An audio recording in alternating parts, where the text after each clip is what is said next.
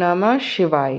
আজকের ভিডিওতে আমি কিন্তু মহাদেবের অঙ্গরাগ করে দেখাবো, সেই জন্য ভিডিওর শুরুতেই আমি কিন্তু মহাদেবের নাম নিয়ে নিলাম। তো তোমরা কেমন আছো? আমি কিন্তু আবারও চলে এলাম নতুন আর একটি ভিডিও নিয়ে। আমাদের বাড়িতে যে শিবলিঙ্গটি বহু বছর ধরে পূজিত হয়ে থাকে সেটি কিন্তু আসলে সিমেন্টের বিগ্রহ হওয়ায় এর উপরে কিন্তু কালো রং করা থাকে। তাই জন্য নিয়মিত জল, দুধ, দই, ঘি, মধু দিয়ে স্নান করানোর জন্য রঙটি কিন্তু নষ্ট হয়ে যায়।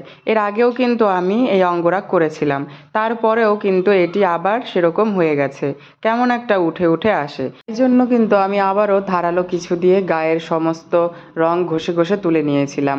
তারপরে কিন্তু আমি কালো রঙের অ্যাক্রিলিক কালার দিয়ে গায়ে রঙগুলো করে নিচ্ছিলাম, এবং সেটি যখন শুকিয়ে এলো আমি কিন্তু সাদা রং দিয়ে মহাদেবের ত্রিপুণ্ডটিও অঙ্কন করে নিচ্ছিলাম। তারপরে ভাবলাম মহাদেবকে তো অঙ্গরাগ করা হলো, তারপর তাকে যে পাত্রে প্রতিস্থাপন করা হবে সেই পাত্রটি একটু ফাঁকা ফাঁকা লাগছিল। তারপরে আমি কিন্তু একদমই বলতে পারো খুবই হালকার ওপর আমি কিন্তু একটু সামান্য কলকা করেছিলাম। তারপর কিছুক্ষণের জন্য রৌদ্রে শুকোতেও দিয়েছিলাম। আর আজকের ভিডিওটি তোমাদের কেমন লাগলো তোমরা কিন্তু জানাতে ভুলো না।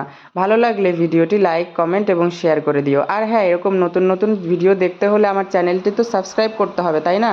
আর এই রইল আমার মহাদেবের ফাইনাল লুক। আর হ্যাঁ, বাইরে বৃষ্টি হচ্ছে তাই ভয়েসের অসুবিধা হতে পারে। ধন্যবাদ।